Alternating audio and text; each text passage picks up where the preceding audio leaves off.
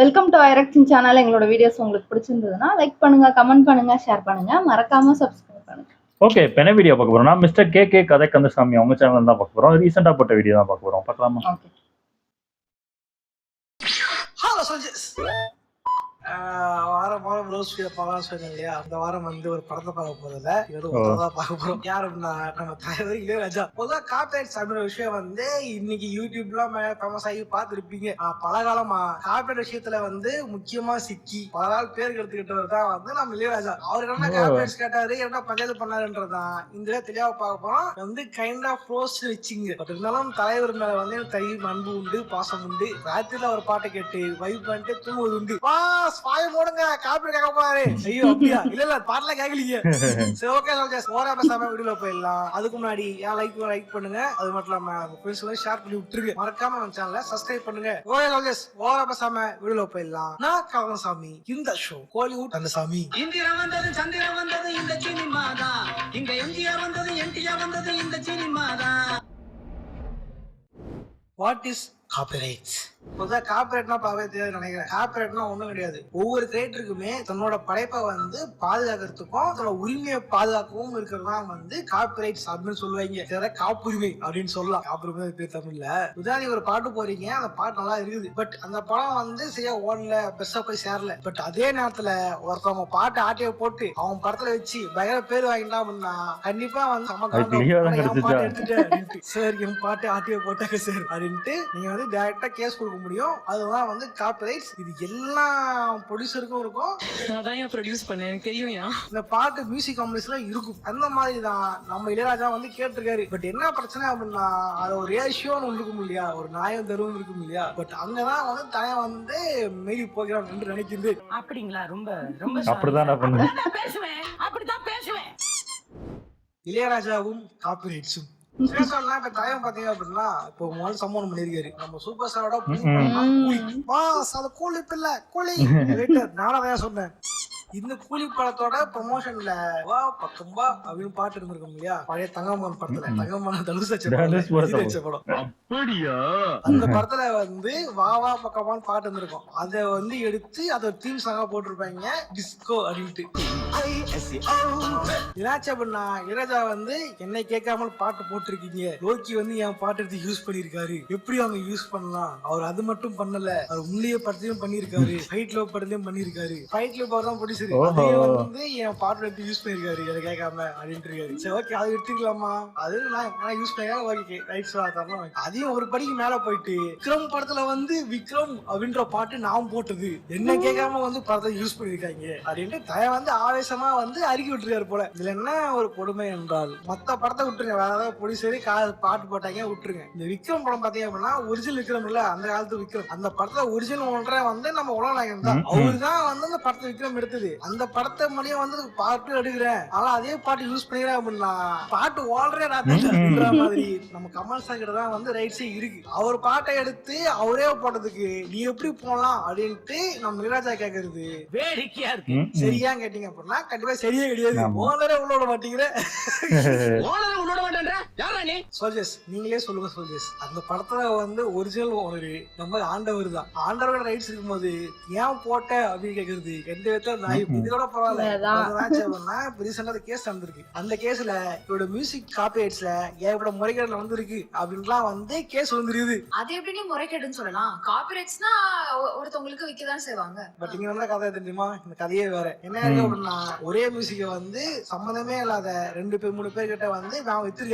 உதாரணத்துக்கு ஒரு land இருந்துச்சுங்களா, copy வந்து லேண்ட் வச்சு வந்து இருந்திருக்கும். அவன் என்ன பண்றான், இந்த லேண்ட் 4-5 பேருக்கு வித்துறான். இப்போ ஒருத்தர் வந்து வீடு கட்டும் போது இன்னொருத்தருக்கு வந்து கோவம் வரும் இல்லையா, காசு கொடுத்து வாங்க நீ வீடு கட்டலாம் அப்படின்ட்டு. பட் உண்மை என்ன பண்ணா 2 பேர்கிட்ட இருக்குது. இப்படி ஒரு விஷயம் நடந்திருக்கான். ஆமா, காப்பிரைட்ஸ் ஒண்ணு இவரு விக்க ப்ரொடியூசர் வித்திருக்காங்களா ஒரே பாட்டுக்கு. இந்த மாதிரி பல பிரச்சனை நடந்திருக்கு இந்த காப்பிரைட் இஷ்யூல. இந்த விஷயம் என்ன ஏது அப்படின்னு ஜட்ஜி விசாரிக்கும் போது அவர் என்ன சொல்றாரு அப்படின்னா ஒரு பாட்டு என்பது ஒருத்தனோட அறிவு சார்ந்த ஒரு சொத்து. பாட்டு ஒருத்தன் போட்டிருக்கானா அது அவனால் மட்டும்தான் இந்த பாட்டே போட முடியும். இந்த பாட்டு அவனுக்கு சொந்தம் அப்படின்ட்டு வந்து வாதாடி இருக்காங்க. கரெக்ட் தான். பாட்டு வந்து ஒருத்தன் போட்டிருக்கான், அவனால மட்டும் தான் முடியும். அது சொந்த சொத்து எல்லாம் வச்சுக்கலாமே. ஆனா தலைவர் சும்மா அவனை போட்டு தரலையே, காசெல்லாம் போட்டு கொடுத்துருக்காரு.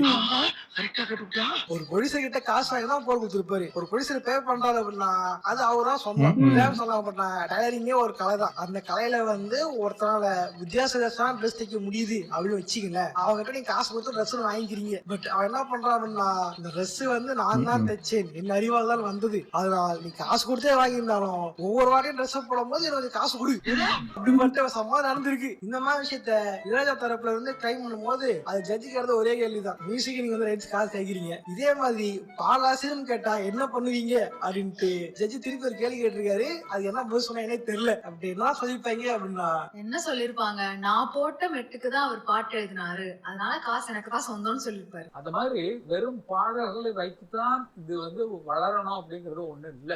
ஆக்சுவலி உண்மையா வந்து நினைக்கிறேன். ஏன்னா ஒரு சண்டை நூல போயிட்டு இருக்கு. என்ன பண்ணா, நம்ம வைரமுத்து தெரியுமா, அவருக்கும் இளையராஜாவுக்குமா சண்டை.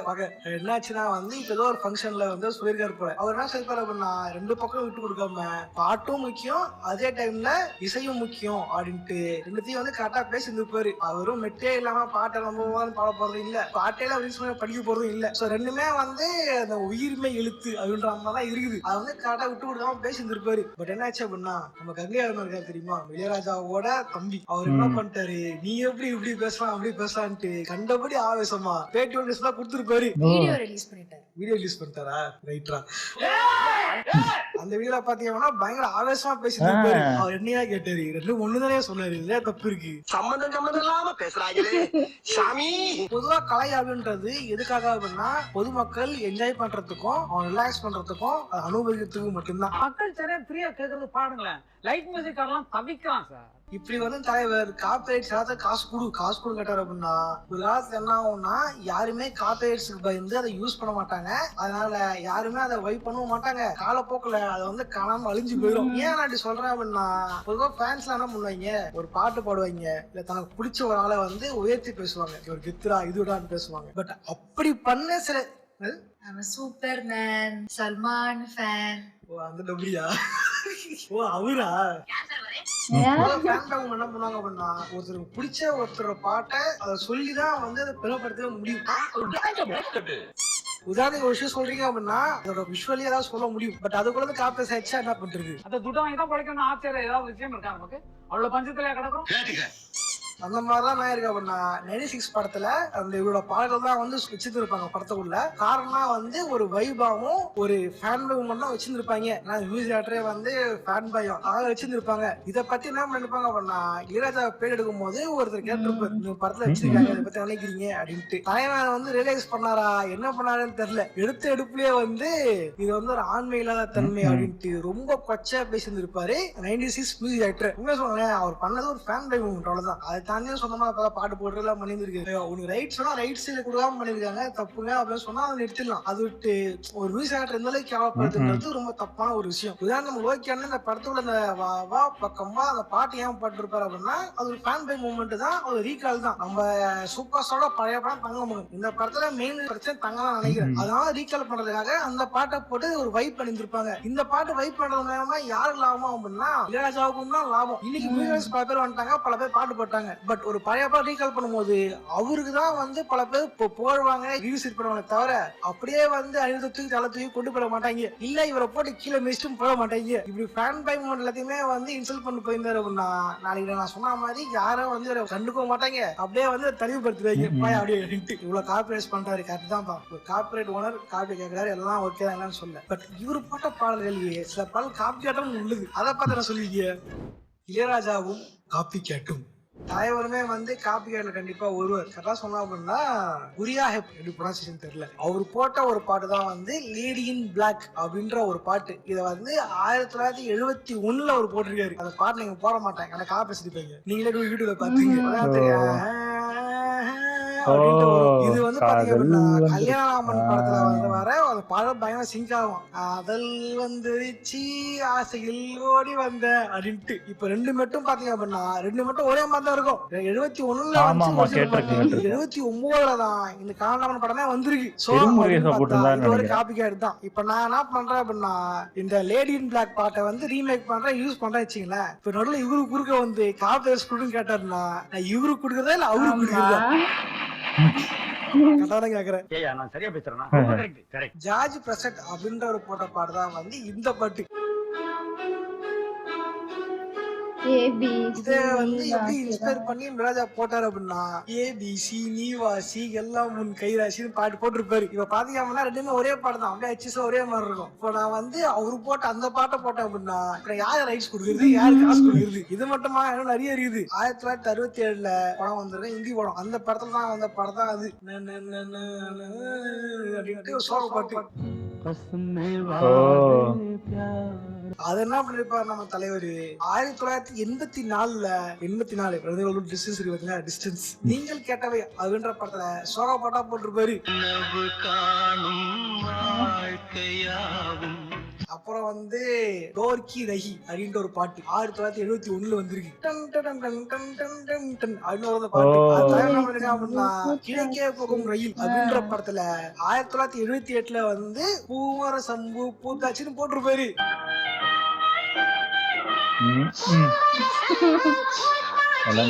அப்புறம் கட்டகன்ஸ் ஒண்ணு பாத்துருவோம். அவங்களாம் காப்பீடு கொடுக்க வேண்டியது என்ன பண்ணுவாரு அண்ட் தி பிக் சவுண்ட் அப்படின்ட்டு ஒரு பாட்டு வந்திருக்கும். அது தலைவர் உருவி 1978ல பிரியா படத்துல போட்டிருப்பாரு. கரைச்சியுமே அழகினிலே மனமாட கண்டேனே அப்படின்ட்டு.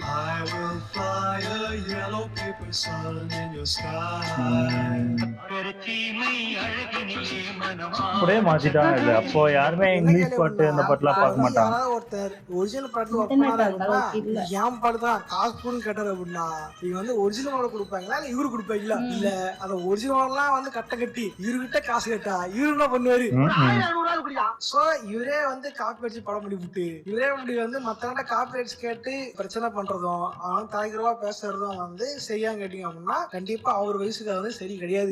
ரெண்டு கருத்து என்ன அப்படின்னா உண்மையே வந்து இளையராஜா வந்து குறை சொல்ற அளவுக்கு வயசு கிடையாது தான். பட் சமீப காலமா ஐயா பண்ற தப்புகள் எல்லாம் பாத்தீங்க அப்படின்னா கொஞ்சம் கொஞ்சமா இவரோட பேரை வந்து ரிப்பேர் ஆயினே வருது. இந்த பாட்டுலாம் காப்பியா தான் விட்டுங்களேன். இதையும் தாண்டி அவர் வந்து பல புது புது பாடல் போட்டிருக்காரு. எல்லாமே நல்ல பாடல்கள் தான். டிரைவர்லாம் இருப்பாங்க தெரியுமா, லாரி டிரைவர் கார் எல்லாம் பாத்தீங்கன்னா அவங்க பிளேலிஸ்ட் இன்னைக்கு வரைக்கும் இருக்கிறது இளையராஜாவோட பாடல்கள் தான். என்னதான் புது படம் எவ்வளவு வந்தாலும் மியூசிக் இருந்தாலும் இன்னைக்கு வரைக்கும் பிளேலிஸ்ட் இருக்கிறது அவரு தான். இந்த மாதிரி மக்கள் பல பேர் கொண்டாடுற ஒரு மியூசிக் இருந்துகிட்டு அவர் இந்த மாதிரி பண்றதுன்றது இவர் பேர்களை கெட்டுறது தான் சமமா இருக்கிறது. உண்மையா ஐயா என்ன பண்ணலாம் அப்படின்னா என் பாட்டு நீங்க வச்சுங்கப்பா, என் பாட்டை பல பேர் பரப்புங்கப்பா அப்படின்னா ஐயாவோட பேர் போல் வந்து இன்னைக்கு இல்ல அவர் இன்னைக்குமே அவரோட பேர் போல் என்னைக்குமே நிலைச்சிருக்கோம். எல்லாருமே பாட்டு தான் இருப்பாங்க கடைசி வரைக்கும். ஐயா வந்து கிரெடிட்ஸ் எதிர்பார்க்கலாம், நான் பண்ணிருக்கேன் கிரெடிட்ஸ் எதிர்பார்க்கலாம். பட் கிளைம் எதிர்பார்க்கறதா வந்து ரொம்ப தப்பான விஷயமா இருக்கு. அதே மாதிரி ஃபேன்ஸ் திட்டுறதும் வந்து தப்பான விஷயமா இருக்கு. 1980கள்ல உண்மையா ஐயா கிங்கா தான் இருந்தாரு, இசைக்காக தான் இருந்தாரு. பட் இன்னைக்கும் அப்படி அவர் இல்லன்றதான் உண்மை. சோ காலத்தை புரிஞ்சுக்கிட்டு அவர் வந்து நடந்துக்கிறது தான் வந்து நல்லதா இருக்கும்னு நினைக்கிறேன். சரியா சொல்லலாம். இந்த பொன்னியின் செல்வன் படம் வந்துருக்கு பாத்தீங்களா, இது பொன்னியின் செல்வன் கதையோட ஒரிஜினல் வந்து கல்கி தான். அவர் என்ன பண்ணிருப்பாரு, பப்ளிக் டொமைனா விட்டுருப்பாரு, வச்சு யாரெல்லாம் பண்ணீங்க என் பேரும் கூட மட்டும் பரவி விட்டுருங்கன்ற மாதிரி அதை வந்து ஃப்ரீயா கொடுத்துட்டு இருப்பாரு. இதனாலதான் பல பேர் பல பப்ளிஷர்ல வந்து புக்கு போட்டிருப்பாங்க, அவங்க காசு கொடுக்க மாட்டாங்க, இவங்க புக்கு போட்டு சம்பாதிச்சிருப்பாங்க. பட் இந்த கல்கின்ற பேர் புகழ் வந்து வேர்ல்டு ஃபுல்லா பரவி இருந்திருக்கும். அதே மாதிரிதான் நம்ம பொன்னியின் செல்வன் பாடுகிறன்ற பேர்ல நம்ம மணிமாமா எடுத்திருப்பாரு. படத்தை ஆரஸ்டாரு வேற விஷயம் விட்டுருங்க, முக்கிய பண்ணி அந்த படத்தால. பட் அந்த படம் எடுக்கும் போது பாத்தீங்க அப்படின்னா அந்த கல்கியோட குடும்பத்துக்கும் சம்மந்தப்பட்டவங்களுக்கும் இவன் காப்பி காசு கொடுத்துருக்க மாட்டாங்க. பட் அந்த பேரும் கூட எனக்கு பரவது தெரியுமா, அதுதான் முக்கியமான விஷயமே. ஐயா வந்து ஃப்ரீயா கொடுக்க நான் சொல்ல, பட் இந்த மாதிரி பிரச்சனை பண்ணாம இருங்கன்றதா நான் சொல்றது. சொன்ன கேட்க போறாரு, நான் சொல்றேன் ஐயா நீங்க கிரெடிட்ஸ் எதிர்பாருங்க, அதாக வந்து கிளைம் கொடுத்து இத்தனை பேர் திட்டாதீங்க. இந்த வீடியோ படிச்சா லைக் பண்ணுங்க, ஷேர் பண்ணுங்க. இந்த வீடியோல வந்து இளையராஜாவோட காப்பி ரைட்ஸும் காப்பி கேட்டும் பார்த்திருப்போம். இந்த மாதிரி நான் சொல்லாத விட்டு போன பாடல தான் இருந்துச்சு அப்படின்னா அதை காமெண்ட்ஸா கமெண்ட் பண்ணுங்க. இது மட்டும் இல்லாம ஐயா பண்றது சரியா இல்லையா அப்படின்றதையும் காமெண்ட்ஸா கமெண்ட் பண்ணுங்க. சகலஸ் இதே மாதிரி வேற என்ன கமெண்ட் பார்க்கலாம் அப்படின்னு நீங்க நினைக்கிறத காமெண்ட்ஸா கமெண்ட் பண்ணுங்க. அதுல கமெண்ட் நான் வந்து அடுத்த வாரம் பாக்குறேன். அது மட்டும் இல்லாம அதெல்லாம் சண்டேல இருந்து மூவி ரோஸ் வீடியோ போடலாம் அப்படின்னு பிளான் பண்ணிருக்கேன். இந்த வாரம் வந்து வியாழக்கிழமை ஆகி போச்சு. போயிருச்சு, வேற வீடியோ போடுறதா போயிருச்சு. அடுத்த வாரம்ல இருந்து சண்டே வந்து பார்க்கலாம். அது மட்டும் இல்லாம வந்து குஷி ரோஸ் போட்டிருப்பேன், லிங்க் மேல எங்க தரேன், மறக்காம செக் பண்ணி பாருங்க, பார்த்து சந்தோஷப்படுங்க. நான் அது மட்டும் இல்லாம இது வந்து கேகே சேனல், ஜிஎன்எஸ் சேனல் இருக்கு, அதாவது கேம் ஸ்டோரிஸ் தான் போட்டிருப்போம், கேம் கண்ணு தான் போட்டிருப்போம். நீங்க ஏதாவது கலந்து வந்திருக்கோம், மறக்காம செக் பண்ணி பாருங்க. இதே மாதிரியான இன்னொரு சுவாரஸ்யமான வீடியோல சந்திக்கிறேன். பாய். சூப்பர், நல்லா இருந்துச்சு. ஆனா இது கொஞ்சம் ஓவரா தான் போறது. ஏன்னா விக்ரம் படம் கமல் சார் ப்ரொடியூஸ் பண்ணி அவரோட படம், அதுல வந்து அவர் எதை சொல்ற மாதிரி பாத்தீங்கன்னா அவரு இசைக்கு வந்து காசு கொடுத்து தான் அவருக்கு அந்த வேலை தான் கிட்டத்தட்ட. இந்த சினிமா இந்த படத்துல நீங்க ஒரு ஆர்டிஸ்ட், ஒரு அதாவது வேலை எம்ப்ளாயி மாதிரி தான் கிட்டத்தட்ட. இதுக்கு உங்களுக்கு காசு போட்டு கொடுத்துட்றேன், உங்களுக்கு இந்த ஒரு 6 பாட்டு 5 பாட்டு நீங்க கொடுத்துடணும், அதுக்கு தான் அவங்க வேலை பார்க்குறாங்க. இதுல ஒரு காப்பிரைட் கேட்கறதே தப்பு எனக்கு தெரிஞ்சு. ஆமா ஆமா, ஏன்னா நிறைய பேர் வேலை பார்த்திருப்பாங்க. இவர் மட்டும் மியூசிக், வெறும் மியூசிக் மட்டும் கேட்கல, அப்போ பாடி காசே இருப்பாங்க. வாங்காம எனக்கு காசுலாம் வேண்டாம், அந்த பாட்டோட காப்பிரைட்ஸ் மட்டும் எனக்கு கொடுத்துருங்கன்னு அது கேட்டு வாங்கியிருக்கணும். அதெல்லாம் வாங்காம சம்பளம் வாங்கிப்பாங்க, அதெல்லாம் காப்பிரைட் என்னோடதுன்னு சொல்றது தப்பு எனக்கு. நம்ம ஒரு இது பண்ணி வேலை ஒண்ணு பண்ணி கொடுத்துட்டோம், ஒரு வீடு கூட கட்டி கொடுத்துட்டோம்னா அந்த வீடு அவங்களுக்கு தானே உரிமை. கட்டி கொடுத்தா அது என் வீடுன்னு சொல்ல முடியுமா? அந்த மாதிரிதான் அந்த கிட்டத்தட்ட. மாதிரிதான் இருக்கு. இதே ஃபாரினர்ஸ் எல்லாம் நினைச்சாங்கன்னா பயங்கரமா காசு புடுங்கலாம், ஏன்னா டாலர் எல்லாம் அப்படி போகும் ஆமா, ஆமா, இப்போதைக்கு. ஆமா. பயங்கரமா ஒரு சொத்தே போற அளவுக்கு அவங்க புடுங்கலாம் நினைச்சா, அதெல்லாம் அவங்களா தரது இல்ல. இவர் ஆமா, ரொம்ப மேபி தெரிஞ்சிருக்காது, மேபி யாராவது ஆமா. கமெண்ட் போட்டு வர வச்சு. அப்ப இன்டர்நெட்லாம் இல்ல, நல்லா நம்மள ஏமாத்தி அதான் வச்சாரு. லியோக்கு பண்ண மாதிரி அனிருத்த மாட்டி விட்ட மாதிரி இவரையும் மாட்டி விடணும்.